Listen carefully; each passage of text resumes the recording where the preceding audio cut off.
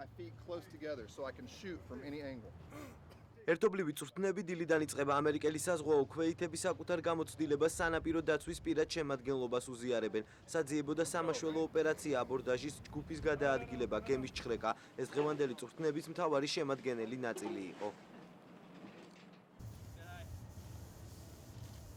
მსგავსი წვრთნები სანაპირო დაცვის პირად შემადგენლობას ადრეც გაუვლია. მათი განცხადებით მსგავსი ტრენინგები და ოპერაციის სიმულაცია თითოეულ მათგანს დაეხმარება პროფესიონალიზმის ამაღლებაში.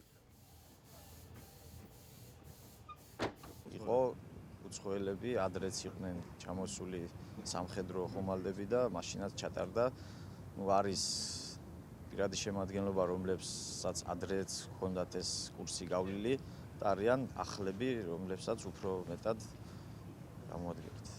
მუდამ გამარჯვებული ეს ფრეგატ ჯონ ჰოლის დივიზია, რომელიც უკვე 28 წელია მოქმედი ხომალდია. ფრეგატის მისიაა განახორციელოს სამხედრო და სავაჭრო გემების, ასევე საზღვაო სადესანტო ტაქტიკური ძალების ძირეული დაცვა. მას შეუძლია განახორციელოს საზღვაო უსაფრთხოების, საზღვაო დაკავებების, სახმელეთო წყალქვეშა და საჰაერო თავდაცვითი ოპერაციები. ასევე ანხორციელებს კონტრნარკო და ტერორისტულ ოპერაციებს ატლანტიკისა და წყნარ ოკეანეში. სწორედ ამიტომაც გემის ეკიპაჟი საუკეთესო საზღვაო ქვეითებითაა დაკომპლექტებული. მეორე კლასის ინჟინრის ბრაიან პენტლინის თქმით, დღევანდელი ერთობლივი წვრთნებისას ქართულმა მხარემ თავისი საუკეთესო თვისებები გამოავლინა.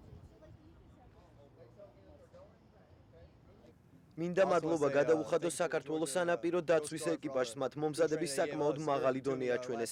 სიამოვნებით იზიარებდნენ იმ გამოცდილებებს, რომელსაც ჩვენ მათ გადავცემდით. წვრთნების შედეგად ვფიქრობ, რომ ისინი კიდევ უფრო აიმაღლებენ კვალიფიკაციას.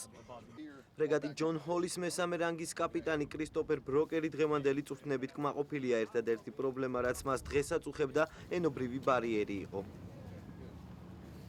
Guys are doing good. The main issue that we're having here is უპირველესად მინდა მადლობა გადაუხადო ქართულ მხარეს გულთბილი დახვედრისათვის. რაც შეეხება წვრთნებს, იგი ტარდება თანამედროვე სამხედრო სტანდარტების შესაბამისად. ეს არის ძებნა-გადარჩენის, აბორდაჟის და ხომალდის ჩხრეკის ოპერაციები. ჩვენ ქართველ კოლეგებს საკუთარ გამოცდილებას ვუზიარებთ. მსგავსი სიმულაციები ქართული სანაპირო დაცვის ეკიპაჟს სამომავლოდ გაუადვილებს მუშაობას. კმაყოფილი ვარ დღევანდელი წვრთნებით, ერთადერთი რაც გვაფერხებს, ენობრივი ბარიერია.